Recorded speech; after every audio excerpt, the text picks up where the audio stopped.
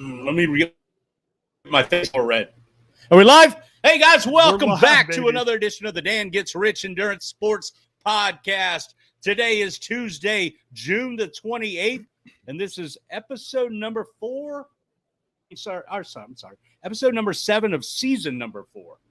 Please follow us on our social medias at Dan Gets Rich on the Instagram and the Facebook, and please hit that subscribe button on whatever platform you consume your podcast. My name is Richie Parks, and we are here tonight with Daniel King Dan Cole. What's up, Dan?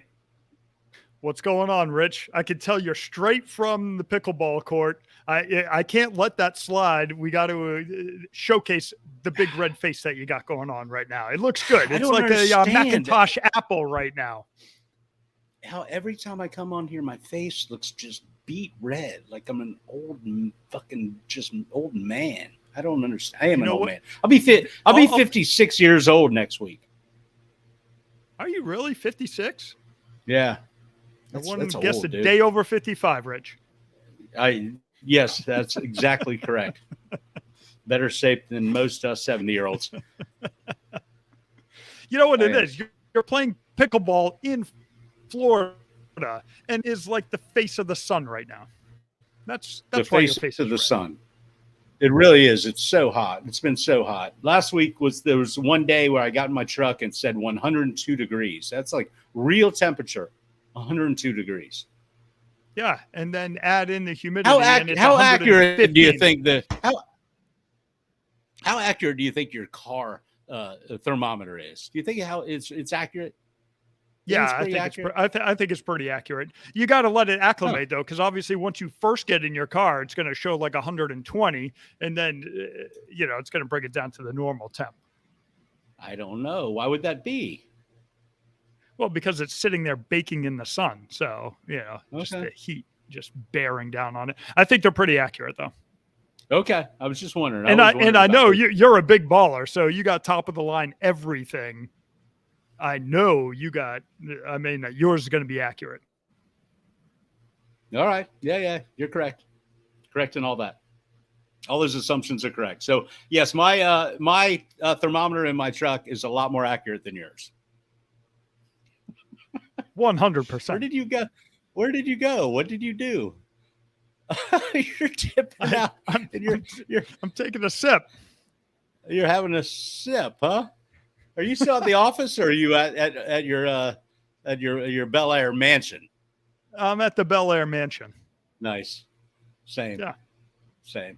Yeah, mansion. I know. We got the same interior decorator. We talk about. So that I did. I played pickleball tonight. I played pickleball today with two professional pickleball players. People that are on professional tours.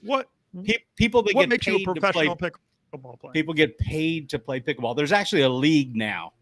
And these people play in that league. So there's team pickleball. That's the direction pickleball is going in now. So they have they're on these teams. They were drafted just like a draft, like in baseball or football, and they play for these teams. So they get paid to play pickleball. So they're pros. How much do you get paid? Can you make your living? Can you? There's probably a dozen, maybe 20 people in the world that make a decent living playing pickleball, but that number is going to catch up pretty quick. So it's like triathlon. I mean, I was going to say triathlon. Probably very, very, very similar to triathlon. Very similar. Yeah, the top 10 people make a living, and everybody else has a secondary job. Same thing in pickleball. Okay, I gotcha. Yeah. Are you making a decent living? Like, good. So if you're the number one ranked professional pickleball player, how much are you making? I have no idea. His name is Ben Johns. He's a young kid. He's probably 22 years old. And 2 years ago, I heard he made $300K.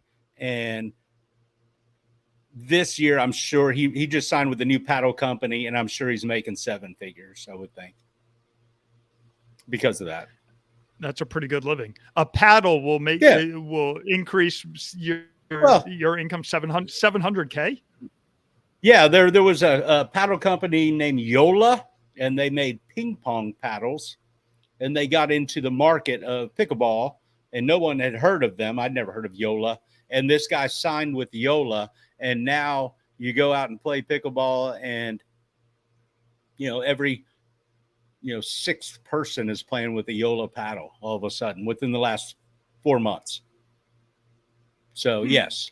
Okay. All right. At so it's worth it for them to pay $250 at $250 a paddle, and they probably got $8 in the paddle. That's a pretty good return on investment. Probably. Gotcha. Probably.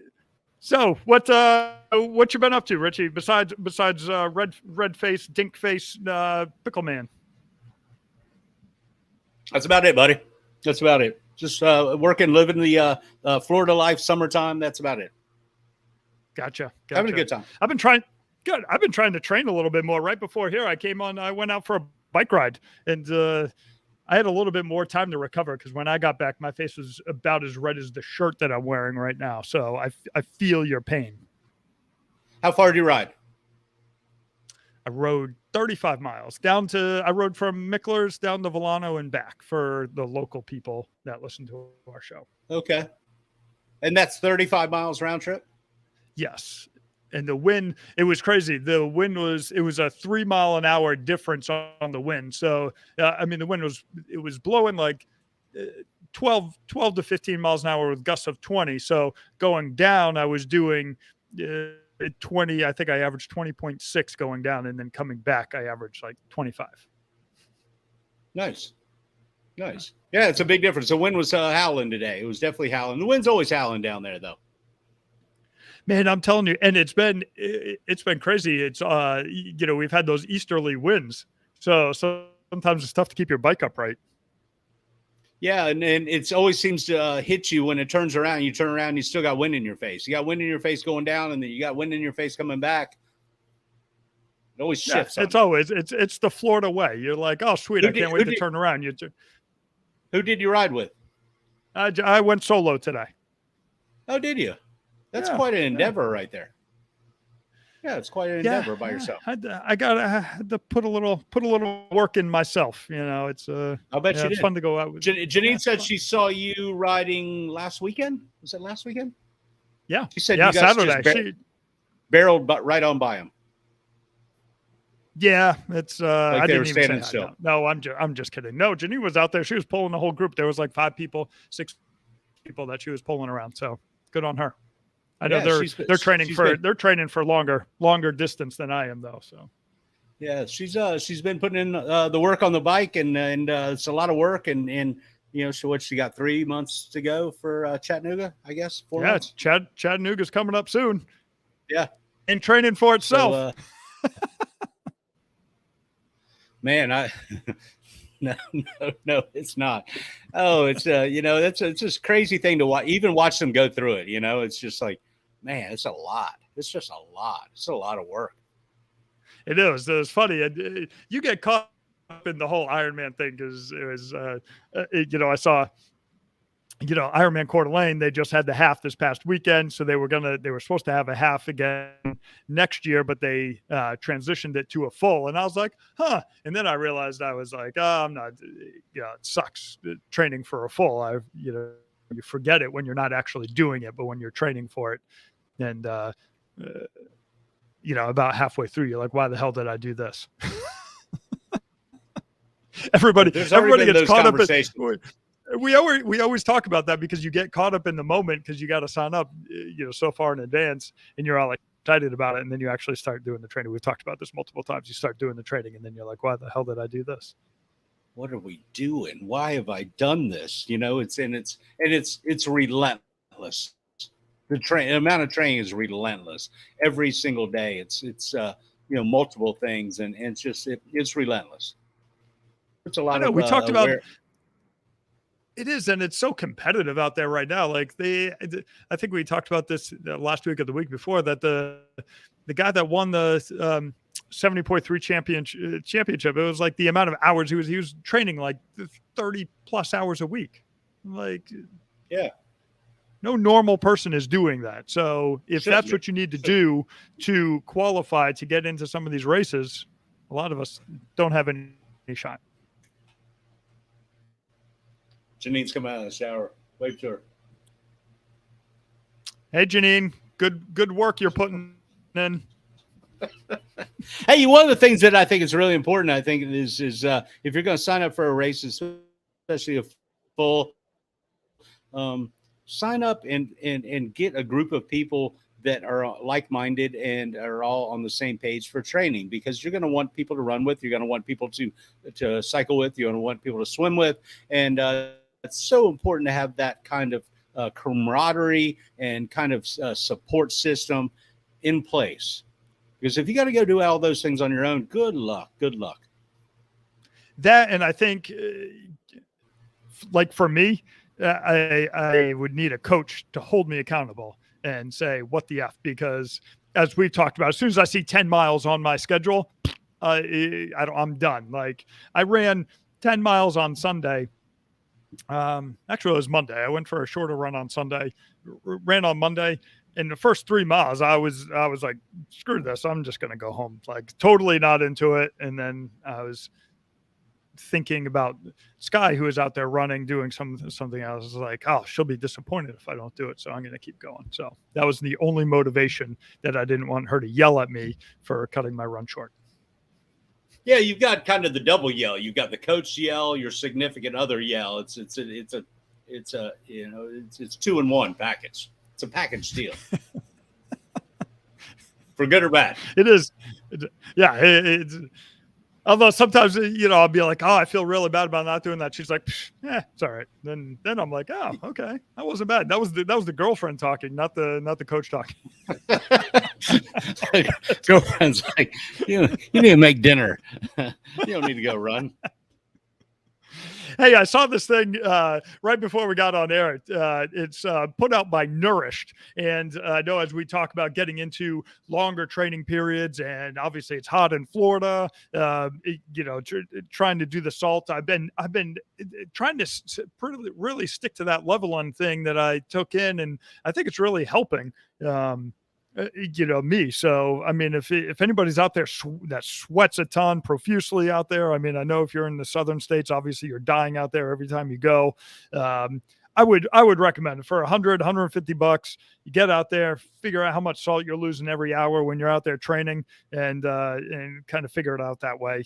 I'm using the Element and the Relight. It has 1,000 milligrams in each, so it's really helping me out. But anyway, I saw this thing put out by Nourished, and they are protein bars that are custom made for each person. So you can choose like your base layer of what you want the bar to be, and then you can choose different fruits. It's a vegan bar, so you can choose the different fruits that you want to go into it, and then they have a vegan milk chocolate or vanilla chocolate that you can do. So you create these individually, and they're 3D printed. It's the first I ever heard of that. 3D printed protein bars. So they're just going to be printed out from the machine.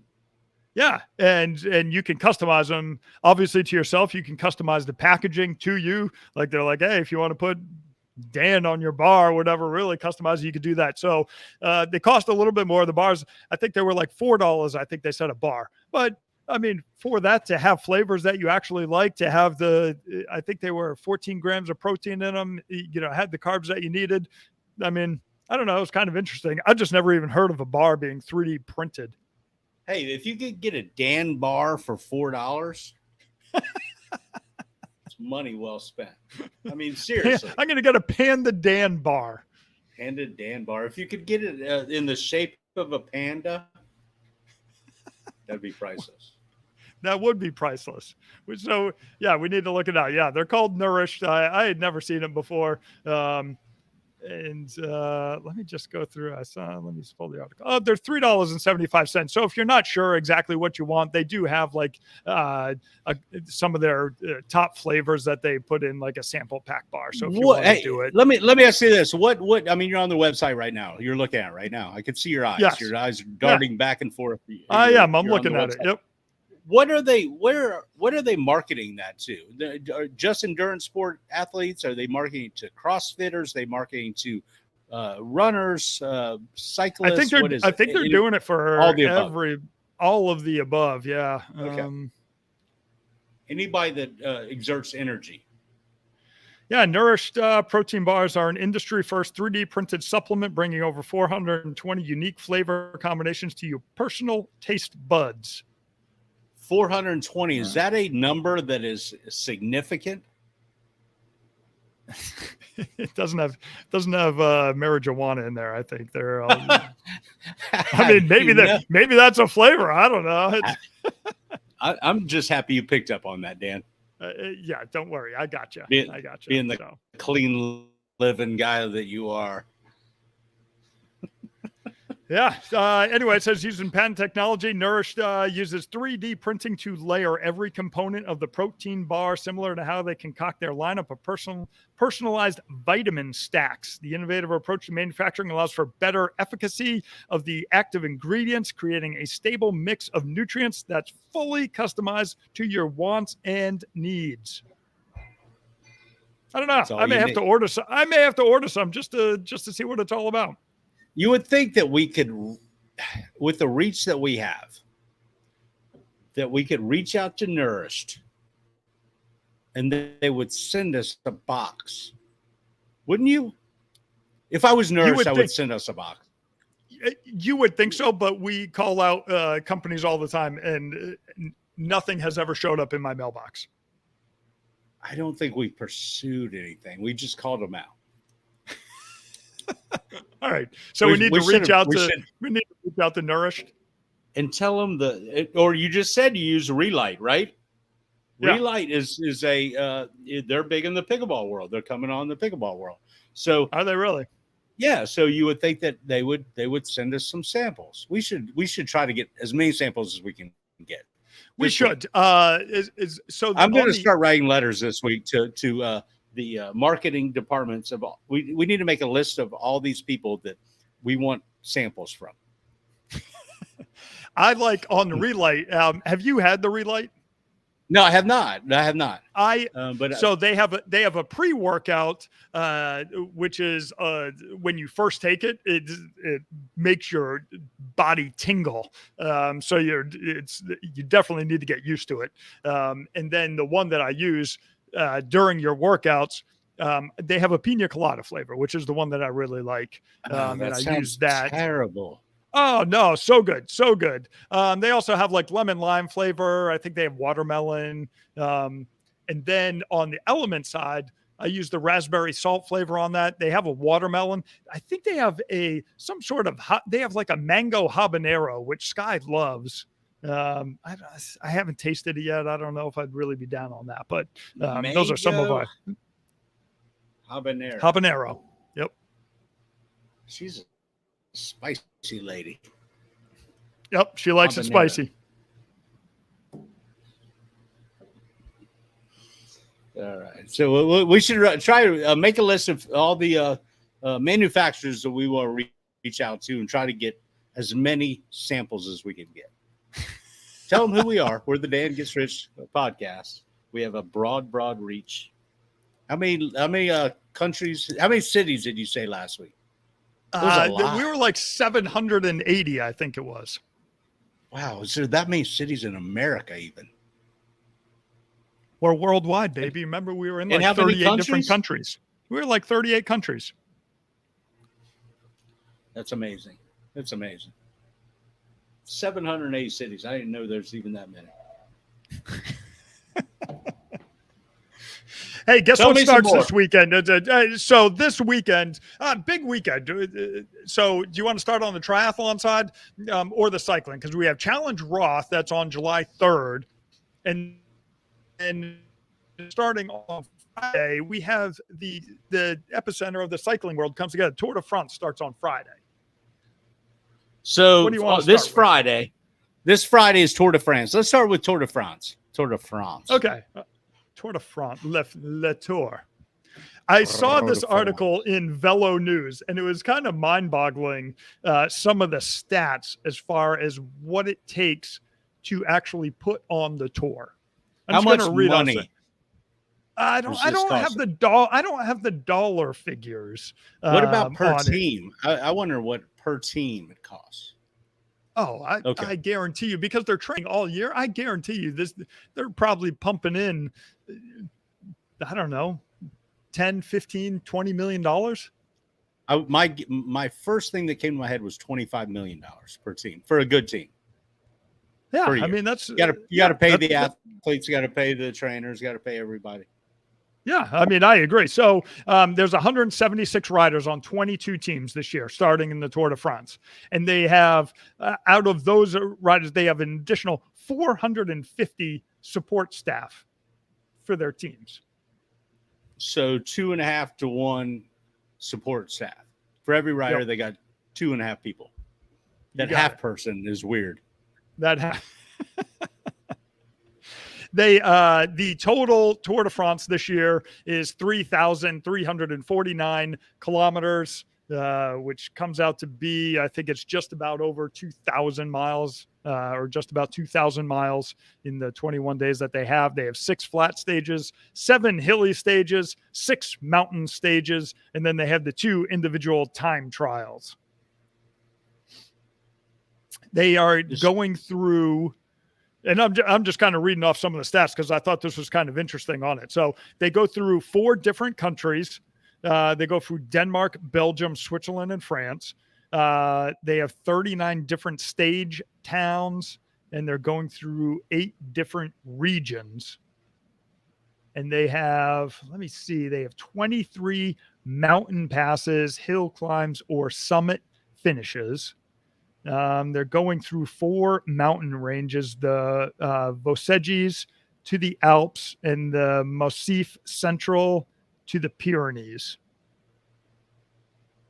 And I'm trying to read, so it's taking me a second here. So how much different is each year? Is it totally different? A different course every year? They go through the. They usually have about the same mileage. I think last year's stage was, I want to say 1,800 miles. So it was a little bit shorter. I think this year they have a couple more climbs, but they usually have the 2 time trials. They usually have the sprint stages, for all the sprinters and everything. Okay. The kind of thing that was crazy. So you have 3,000 departmental council officials that partake in this event. You have 28,000 police officers. Whoa. Yeah. 4,400 road signs. And then they have 1,000 people trained to make everybody aware of the security issues that are going on with the tour. And then they have one big security campaign that they run leading up to the event. Then they have, for each stage, 7 ambulances, 2 medical cars, 1 medical motorbike, 11 doctors, 6 nurses, and an X-ray bus.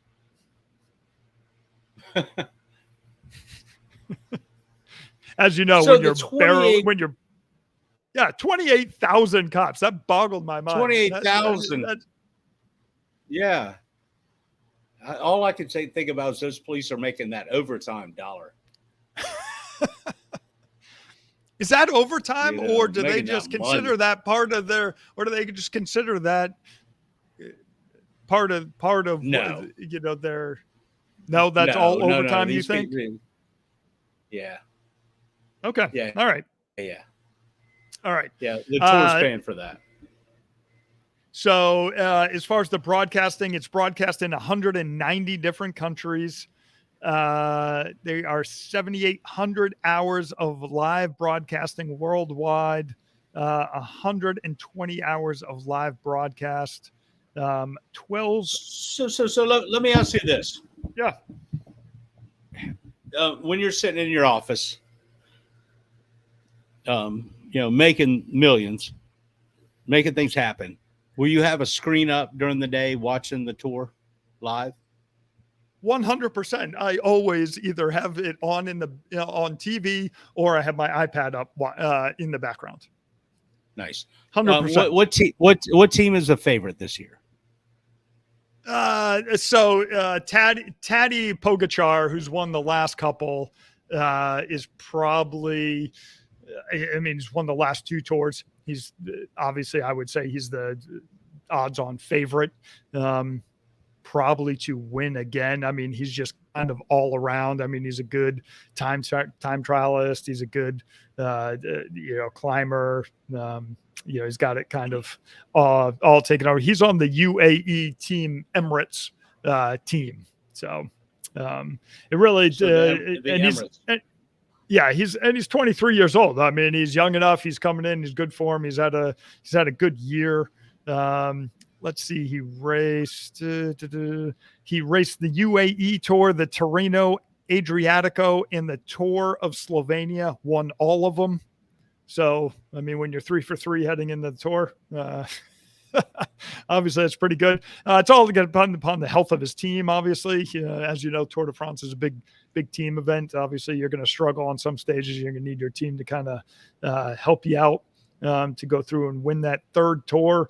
The next 2 guys, Primo Roglic, I think he finished 3rd last year, and then Jonas Vingegaard, I think he was 2nd last year. And they're both on the same team. So it'll be interesting to see how that kind of plays out as far as the top GC contenders. So how does that work? Do you think they decide who's going to be the leader of their team right off the bat, or do you think they decide who's riding? You were going to figure out who's riding best as we. I think they're going to wait. I think they'll probably wait until the end of the first week or the beginning of the second week, see how they're riding, see where they are in the overall classification, how far back they are, make sure nobody crashes, obviously, and then they'll kind of figure out who's gonna be the main. Would one big crash take them out of contention? So a big crash. 176. Not with the injuries withstanding. 176 riders. If you were in a crash, could you not make that up over the how many days that we're doing this? No, you could. If you crash, typically you're going to have a teammate hold back, wait for you, and try to get you back to the peloton. So it'll be interesting. Kind of. Does the peloton have any kind of? Would they say, hey, especially if there was a big crash, would they say we're going to wait for, lay back and we'll wait and let these kids catch up? Yes, typically they do. If there's a big crash, it's kind of one of those unwritten rules of cycling that you're not going to attack. You're not going to attack while people are, and obviously everybody has race radio, so they know what's going on.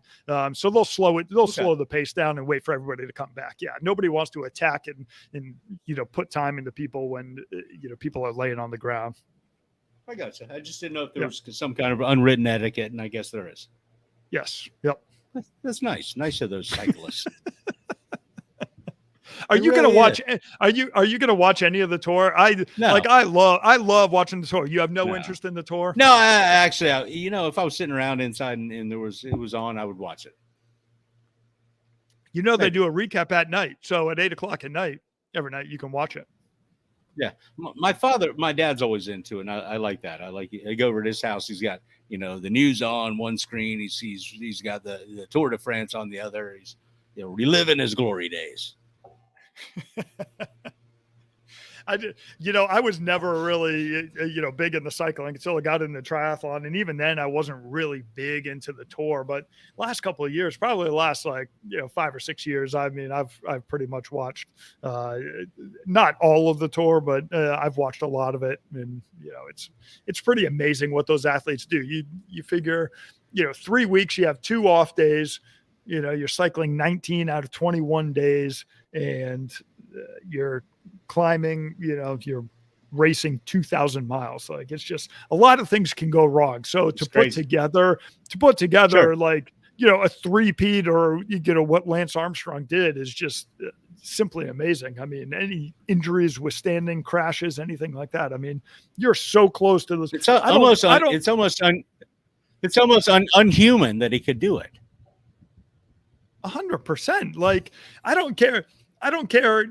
Take all the drugs and everything out of it. The fact that he never had a major crash or like a bad day where he just got drilled by, someone else, like, it just, it doesn't. I mean, it's pretty amazing that you could have that longevity. That really is. When you say there's 176 riders, 176 people starting this race, and that you have a definitive favorite, that's amazing. Yeah. Yep.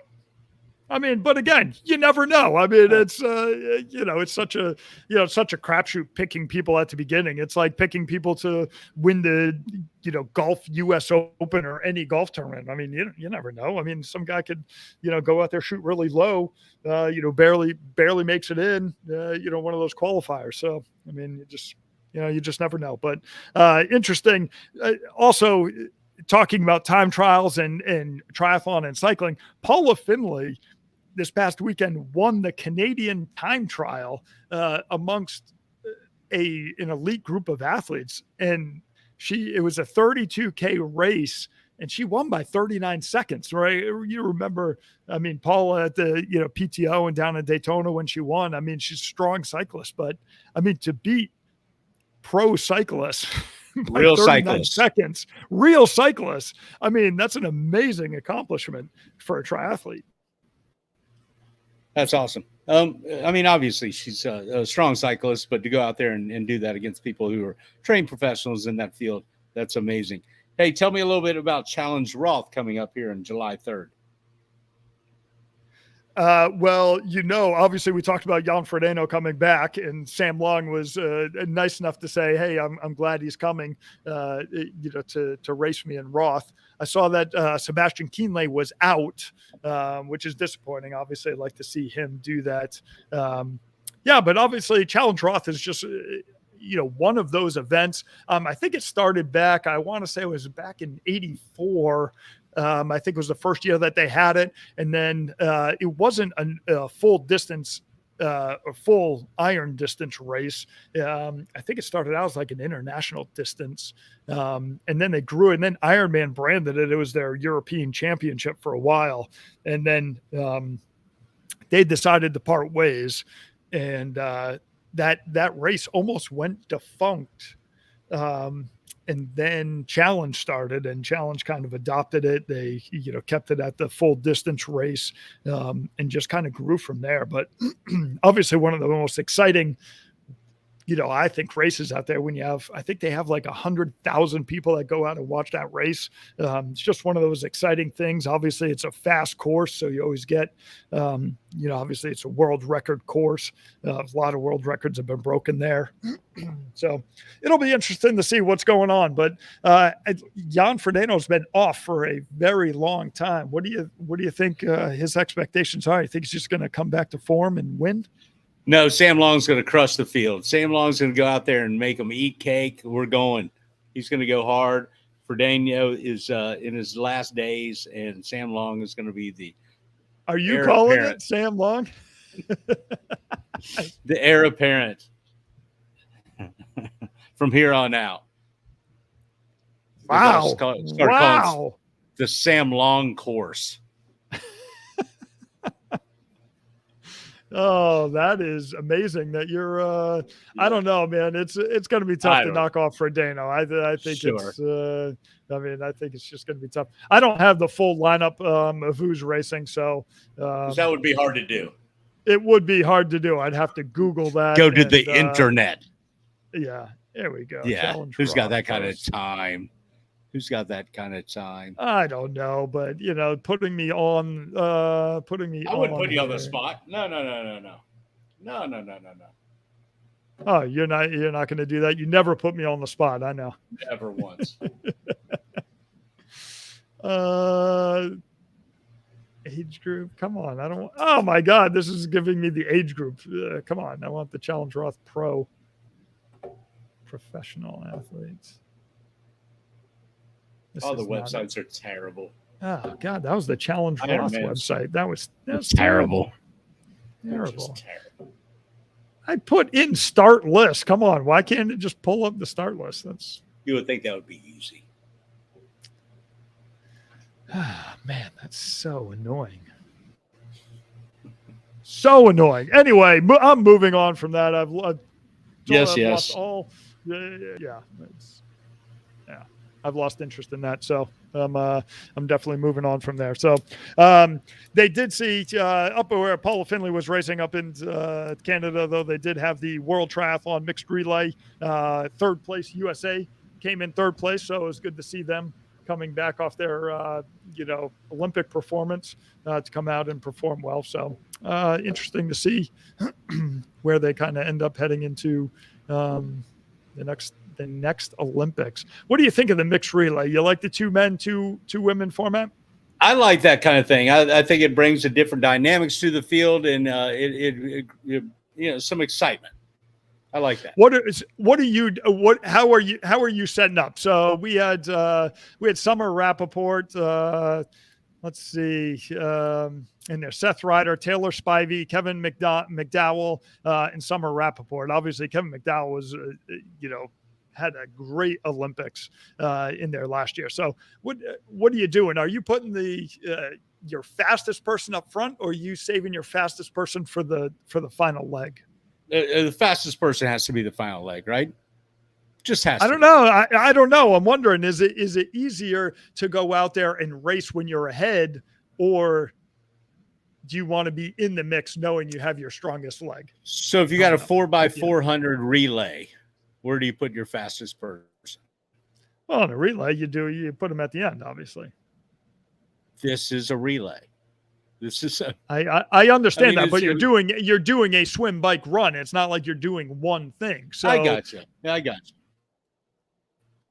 I don't know. I don't know. It's interesting because you can put them. Yeah, and again, I don't know if you had to have woman go first or a male go first. I didn't got too far into that, but yeah, they had a 300-meter swim, 6.6K bike, and then a 1.5K run. So, I mean, it's not like you're, even if you're the fastest person, you're probably not putting a huge amount of distance, into these athletes.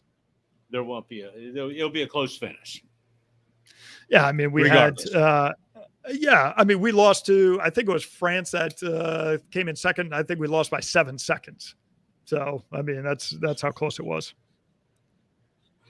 That's crazy. All that racing, you lose by 7 seconds. I know. Yeah, it's unbelievable. That's like when it's crazy. That's like when Ironman distances come down to like sprints at the end and like runs. It's just crazy that it comes out to that. So the last 200 yards they're sprinting in. They've raced all half the day. And they're one of the craziest things that I did see, though, obviously, how the airlines have been here recently, terrible people trying to travel things. It's Flora Duffy, who went up to Mont Tremblant and was the favorite going in there. And her bike didn't show up. Just didn't show up. No bike. Didn't make it. No bike. So what happened? So she didn't race. Come on. I mean, yeah. Are you flipping serious?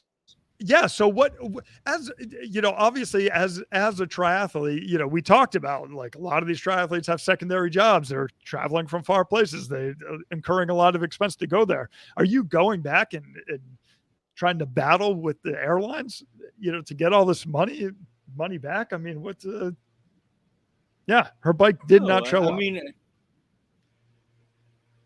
you can't find another bike. You can't get on another bike.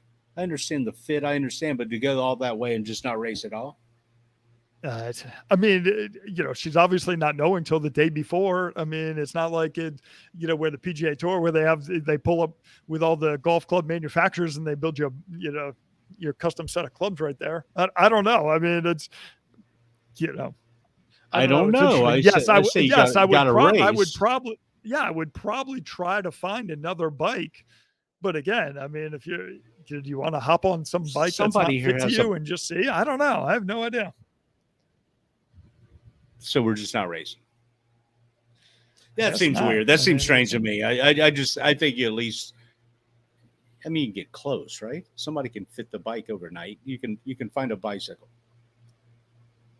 I mean, yeah, I don't know all the ins and outs of that. All I know is her bike didn't make it and she didn't race. And Tamara Jewett, obviously, was the benefactor of that, winning the 70.3 Mont Tremblant. She ran a 120, literally ran away from the field with it.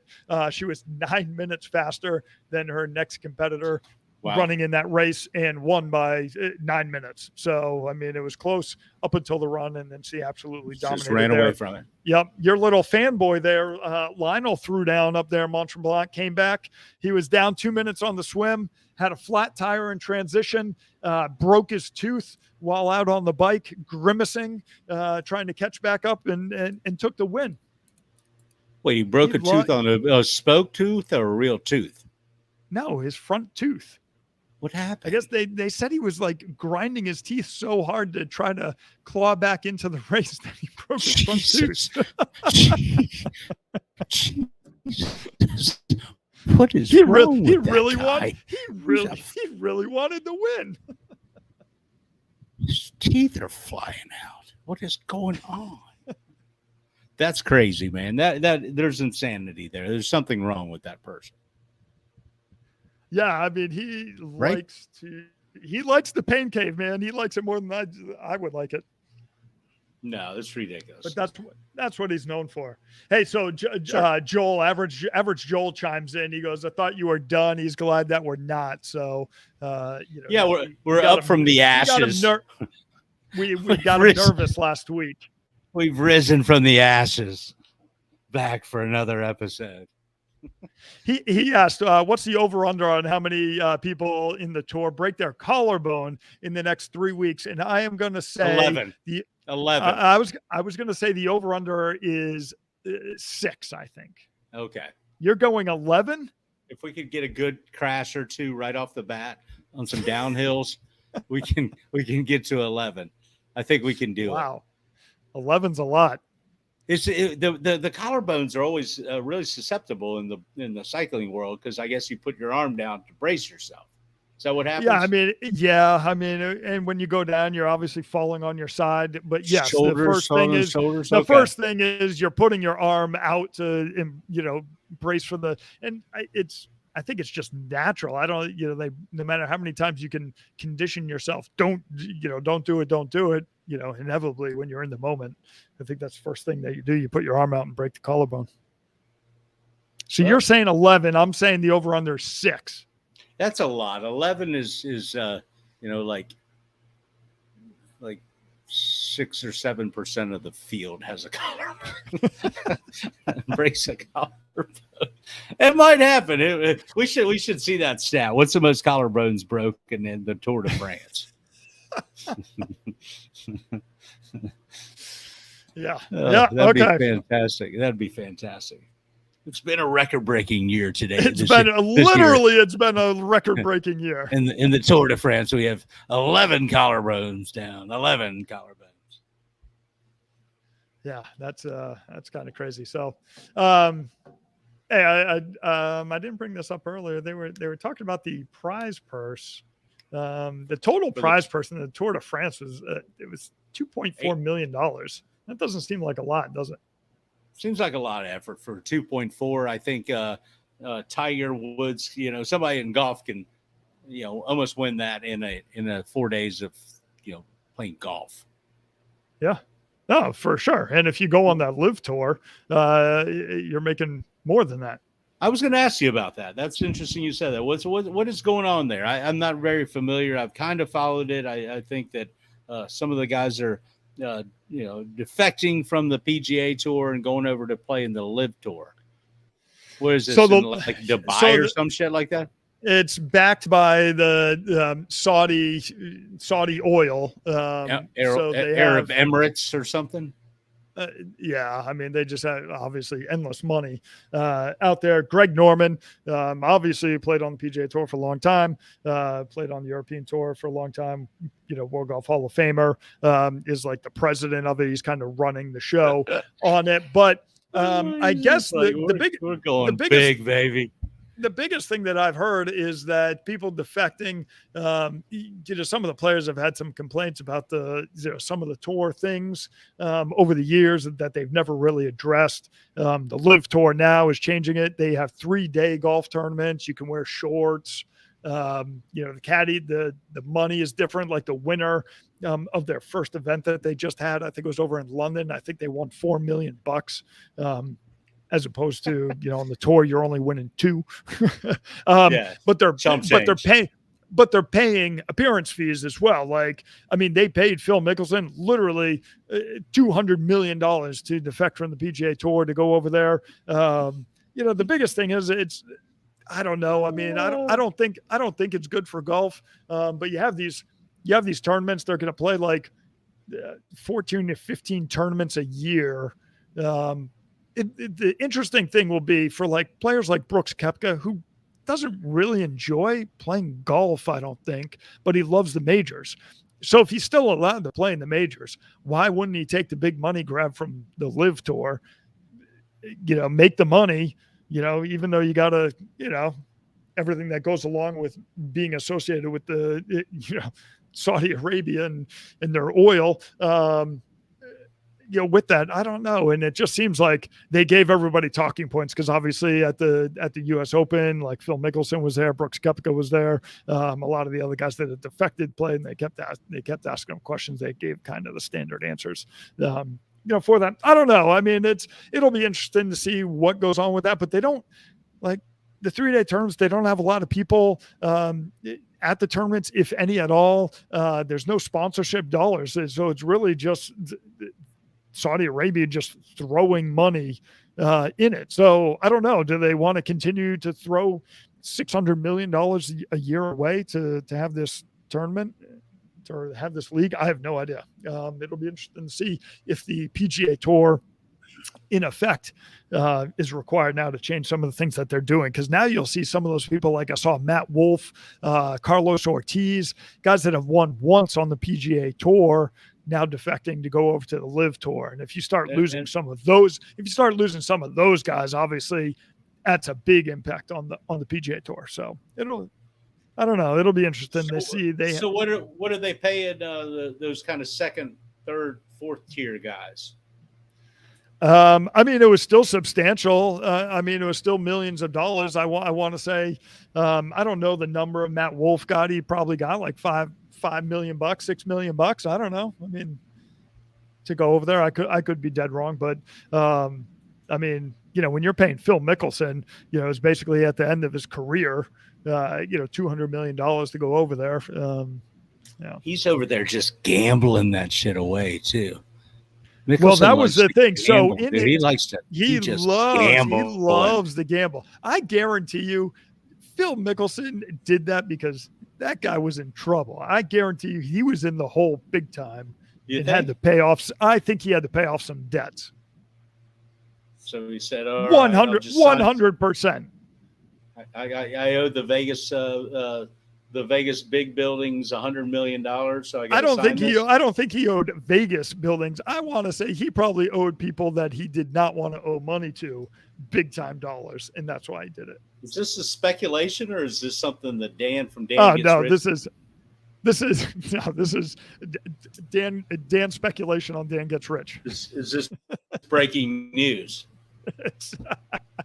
It is pretty crazy. So, hey, let me ask you this. I know that you said that the majors, they played in the majors. Are majors not really sanctioned PGA events? So they're their own kind of entity, like the US Open and the Masters is not a real PGA event. Is that well, they do. So you do, but you have the PGA Tour, and then the US Open is put on by the USGA. The Masters is put on by the Masters. The British Open is put on by the R&A, and then you have the PGA Championship, which is put on by the PGA. So they don't fall under the umbrella of the PGA Tour. Gotcha. So the PGA can't really ban them for playing those tournaments.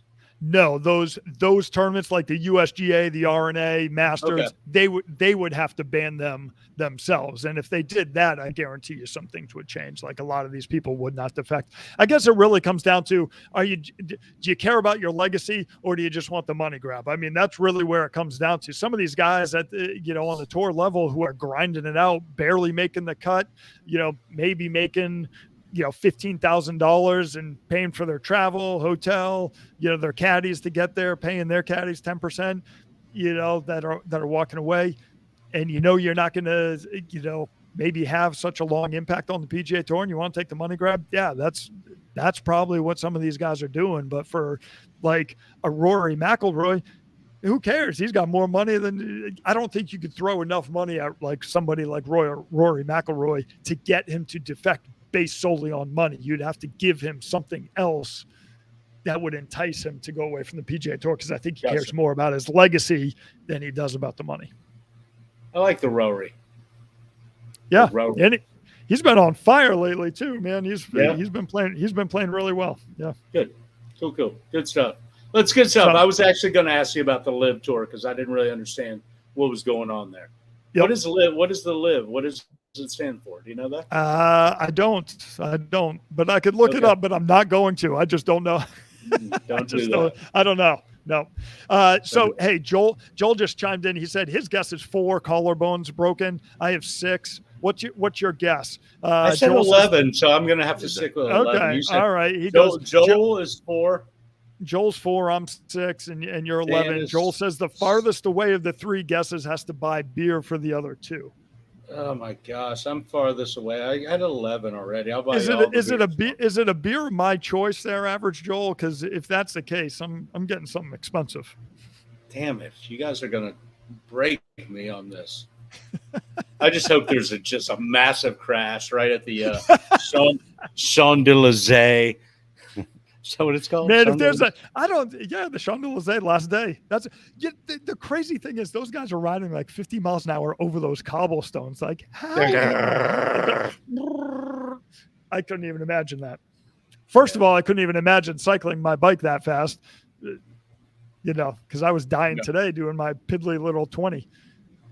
Big bourbon barrel stouts all around is what Average Joel says. And Average Joel is not watching his caloric intake right now. If he's, are you saying Joel's gotten fat? I haven't seen him in a while. Is he fat? No, he's not fat. Joel's I'm just fat. saying Dan said Joel's fat. I didn't say he's fat. I'm just saying he's going bourbon barrel stouts. This has got to be 400 calories a piece, right? Barrel stout. All right. I love the notes that you write down. Bourbon barrel stouts. Rich, what else do we talk about? Oh my God. Notes. I don't even know. I have notes if for anybody's everything. Watching this on Facebook, they just said, what the hell is that Rich just showed up? I think some of that is upside down. It was all upside down because the page was upside down. I don't write upside down. What's wrong with you, Dan? All right, let's give me 3 questions because I don't have any. You don't have any questions? All right, number 1. No. I came in from playing with Pickleball Pros right before this. Good. I love it. Novak Djokovic just set the record for match wins at all 4 majors. He's the only person to reach this number of wins in all 4 of the majors: French, Australian, U.S. Open, and Wimbledon. How many match wins do you think he reached in each category? In each category, like double? Yeah. So like in the French Open, how many match wins? He reached a specific number. So in Wimbledon, he just won his first round match, which put him to the minimum number that he has in all of those. How many match wins do you think it took him, or do you think he has? At Wimbledon, he just broke the record. Is that what he said? You say? Yeah. So he was. Yeah. So he was already over. I'm thinking. Okay. I got you. He has won 167 matches at Wimbledon. Oh man, he has not won that many. My number is going to. It's way high. Yeah, that's way high. Really? Hey, he's been at it for a minute, though. Yeah, I know. But you got to figure, I mean, he's not making it to the finals every single time. And what do you win? Five matches to, or 6 matches to win the championship? I have 6 written down. 6. So, damn it. 114. It's still high. I'm going to give you the number. So he reached a threshold. He has 80 match wins in every single. At Wimbledon, he has 80. The U.S. Open, he has 81. The Australian Open, 82. And the French Open, he has 85. He is the only tennis player, male or female, that has reached that mark. Man, that just seems low. I thought that was a low number. I know. I was going to tell you that it was probably going to be lower than you were going to go. So how many at Wimbledon? 80? He has 80 at Wimbledon, 81 at the U.S. Open, 82 at the Australian, and 85 in the French. Wow, that's incredible. Consistent. Over how many years? How many years is his career? Man, he has 21 majors. I'm gonna say he's probably been playing. 15, 16. My guess was 15 years. Yeah. Yeah, I think I overshot it there, but I thought they would play maybe some more rounds early, but I guess 5 or 6 rounds probably gets you there. Yeah, but you got to figure if you're losing in the 3rd round, 3 for that year. I mean, that's yeah. You're right. Right. I got you. Anyway, 3 doesn't add up quick. It does not. It does not. When you're going 1 year at a time. Oh, gosh. Joel Strickland just sent a self-portrait. Oh, God. He texted Joel? He just texted us? I don't know if I can see that. It's a picture of Joel running.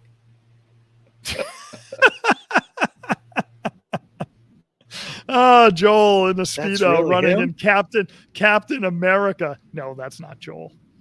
But that would be funny if it was. A big bourbon barrel stout beer belly. That is a big bourbon stout. That guy has had one too many bourbon stouts. I love that he's wearing the Captain America.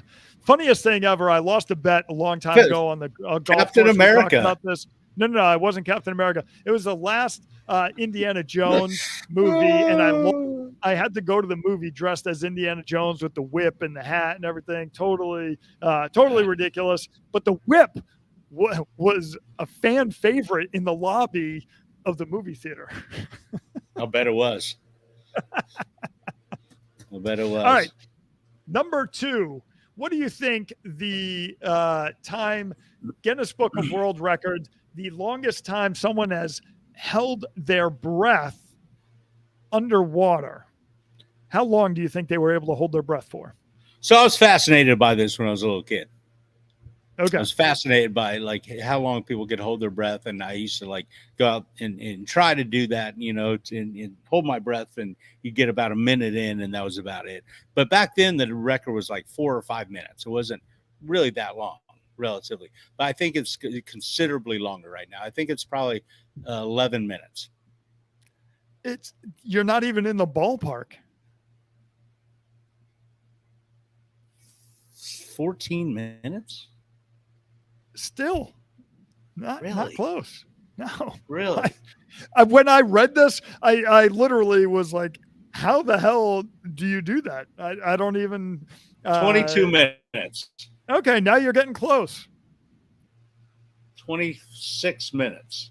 Nah, you're a little high now. 24 minutes and 37 seconds. I don't think that's real. 24 minutes. Yes, I am on the Guinness Book of World Records website. Budimir Sobat. He did this in Croatia, March 27th, 2021. He attempted the world record to help promote the city of Sisk, which after it was hit by a strong earthquake in December 2020, surpassed the previous record by 34 seconds. Yes, 24 minutes, 37 seconds. Hey, let's try to break this. Let's try to break this right now. Right now, take 3 deep breaths. We're going to hold our breath. So I'm good for 30 seconds. Hold my breath for 30 seconds. Let's try. You and me. Let's try. So you can hold your breath longer. Come on. I'm just going to breathe out of my nose. You can't see. This is terrible. This is terrible. What 24 minutes. 24 minutes. You know how boring our show would be if we did that?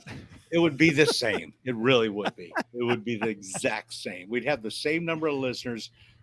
It would be terribly the same. All right, give me one more. That's incredible. I honestly don't believe that. That guy, he's brain damaged. He has no, front, cornea thing, whatever that is, front lobe deal thing going on. He's got none of that. I don't know, man. They were saying, like, there were some comments in the thing, because obviously the first guy was like, how the hell do you do that? And they saying that if you only breathe out of your nose, you can accustom yourself to being able to hold your breath longer. There was a whole bunch of other things that people were talking about on there. I don't know. If I can go in the pool, a 25-yard down and probably halfway back, that's about my limit of how long I can hold my breath. And you come crashing to the surface, going back up to the surface, and then I got to pant for about 3 minutes. All right, my last question. Obviously, three-peats are very hard. Tampa Bay Lightning just lost to the Colorado Avalanche. They were going for a three-peat in the NHL. How many teams, different teams, or how many times has a three-peat been accomplished in the four major sports? And I'm going to preface this by saying, when we talk about the NFL, we're going to talk about the AFC title game that they used to have prior to the Super Bowl, but I'm going to include that in it as well. So how many teams do you think completed a three-peat?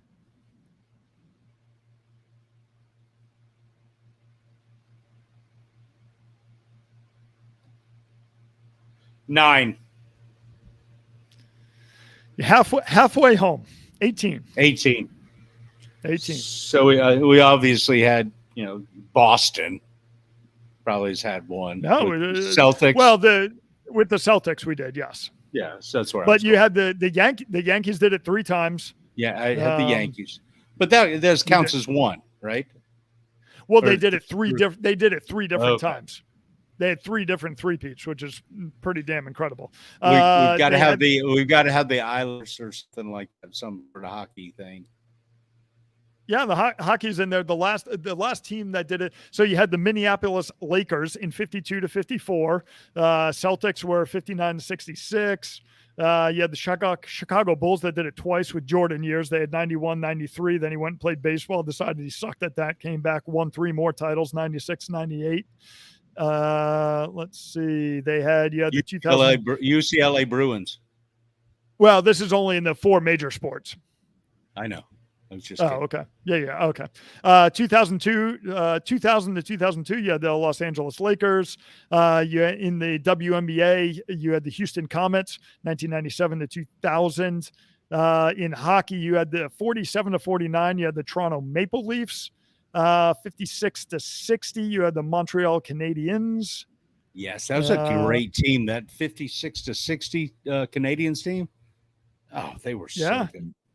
They were. You going to name one person on that team? No. You had the 62-64 Toronto Maple Leafs. You had the 76-79 Montreal Canadiens again. 80-83, you had the New York Islanders. I knew the Islanders had one of them. You knew the Islanders? Well, of course. I said it a few minutes ago. I said the Islanders. I know. I was saying we were alive during that. What about the 46, Flyers? The Flyers. Nope, Flyers never done it. We're out of hockey now. In the football, 46-49, the Cleveland Browns. 1929-1931, you had the Green Bay Packers. 65-67, you had the Green Bay Packers. And that concludes the list. So 18 times we've had a three-peat. Yep. And the Lightning tried for another run at it, but fell just short. little short. It's amazing though. Think again, we talk about the Tour de France. Think how many things need to go right to three-peat, especially in this era of sports. I mean, you got free agency, you got contracts expiring, people getting hurt, trades. I mean, it's just incredible that you could have. I mean, hats off. Obviously, I'm a Bruins fan, but hats off to the Tampa Bay Lightning for getting to the finals, winning the previous two, getting to Game 6, ultimate losing. But I mean, that's anytime you could do that, very, very, very impressive. I don't know what you're doing your fingers right now. Is that some sort of Guinness Book of World Records that you can do? Yeah, it's 1 hour and 4 minutes into this extravaganza, and I think we've had a good time. It's been nice to spend some time with you. I've enjoyed this, and another episode down. You're pushing your chips in. You're cashing out right now. Right now, I'm going to eat some dinner. All right, sounds good, buddy. Congrats on the pickleball. Hopefully, you got some pointers from the pros. You picked their brain a little bit. Hopefully, you beat their ass a little bit, and you'll be ready for next week, huh? Yeah, maybe. All right, man. Go have some dinner. Thank you, buddy. Nice talking to you, Dan. All right, man. Yep. Later. Bye.